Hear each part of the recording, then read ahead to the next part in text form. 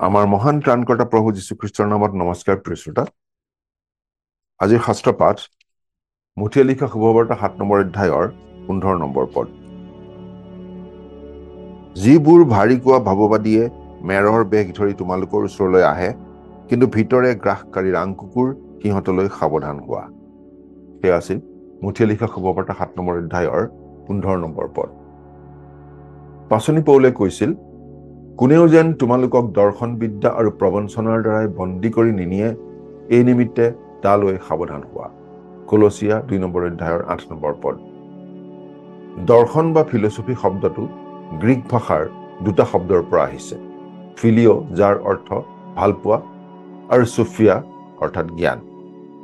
গতিকে ফিলচফি বা দৰ্শন হৈছে জ্ঞানৰ প্ৰতি প্ৰেম। জ্ঞান ভাল পোৱাটো নিশ্চয় বেয়া কথা নহয়। হিতোপদেশ 4 নম্বৰ অধ্যায়ৰ 5 পদত কৈছে, প্ৰজ্ঞা উপাৰ্জন কৰা, কুবিবেচনা আৰ্জা, তাক নাপাহৰিবা, আৰু মোৰ মুখৰ বাক্যৰ পৰা আঁতৰি নাযাবা। সঠিক ধৰণৰ প্ৰজ্ঞা নিশ্চয় ভাল। ঘাইকৈ 2 প্ৰকাৰৰ জ্ঞান আছে। এক প্ৰকাৰৰ জ্ঞানে সদায় ঈশ্বৰক কেন্দ্ৰত ৰাখে। বাইবেলত লিখিছে, জিহুৱালৈ ভয় ৰখাই জ্ঞানৰ আৰম্ভণি। গীতমালা 111 নম্বৰ গীতৰ 10 নম্বৰ পদ। কিন্তু আন এক প্ৰকাৰৰ জ্ঞান আছে, যিয়ে ঈশ্বৰৰ পৰিৱৰ্তে মানুহক কেন্দ্ৰত ৰাখে আৰু কয় যে মানুহ মূলতঃ ভাল। মানৱৰ সকলো সমস্যাৰ সমাধান আমাৰ নিজৰ ভিতৰতে পোৱা যায়। মানুহে ভাল কাম কৰি সকলো সমস্যাৰ সমাধান কৰিব পাৰে, আৰু সেইটোৱে হৈছে মানুহৰ জ্ঞান। কিন্তু বাইবেলে জগতৰ জ্ঞানক ঈশ্বৰৰ দৃষ্টিত মূৰ্খতা বুলি কৈছে।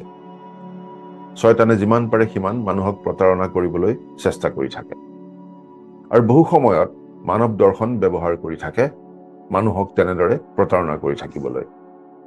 আনকি খ্ৰীষ্টীয় বিশ্বাসীসকলকো খেলিমেলিত পেলাই আত্মিক জীৱনত আউল লগাব খোজে।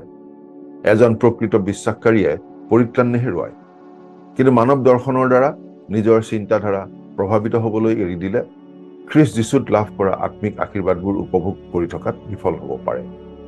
সকলো মিছা মতবাদ, ভুৱা বিশ্বাস, দৰ্শন আদিয়ে পাকে প্ৰকাৰে মানুহক সত্য ঈশ্বৰৰ পৰা আঁতৰাই লৈ যায়।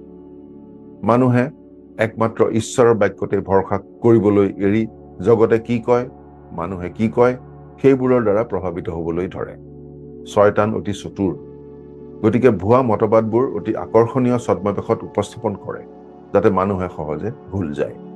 মঠি 7 নম্বৰ অধ্যায় 15 পদত প্ৰভু যীশুৱে কৈছে, যিবোৰ ভাৰী কোৱা ভাৱবাদীয়ে মেৰৰ বেগ ধৰি তোমালোকৰ ওচৰলৈ আহে, কিন্তু ভিতৰে গ্ৰাসকাৰী ৰাং কুকুৰ সিহঁতলৈ সাৱধান হোৱা। আমি আমাৰ বিশ্বাসত থিৰে থাকিব লাগিব। নিয়মিতভাৱে ঈশ্বৰৰ বাক্য অধ্যয়ন কৰি থাকিব লাগিব, যাতে আমি মানুহৰ মতবাদৰ দ্বাৰা প্ৰলোভিত নহওঁ, প্ৰভাৱিত নহওঁ, প্ৰতাৰিত নহওঁ। প্ৰাৰ্থনা কৰিম। স্বৰ্গত থকা মৰমীয়াল পিতৃ ঈশ্বৰ, মানুহৰ কথালৈ নহয়, আমি যেন তোমাৰ কথালৈহে কান্দি থাকিম, আমাক এনে সহায় কৰা। আজিৰ নিটো তোমাৰ হাততে গতাইছো, ত্ৰাণকৰ্তা প্ৰভু যীশুৰ নামত, আমেন।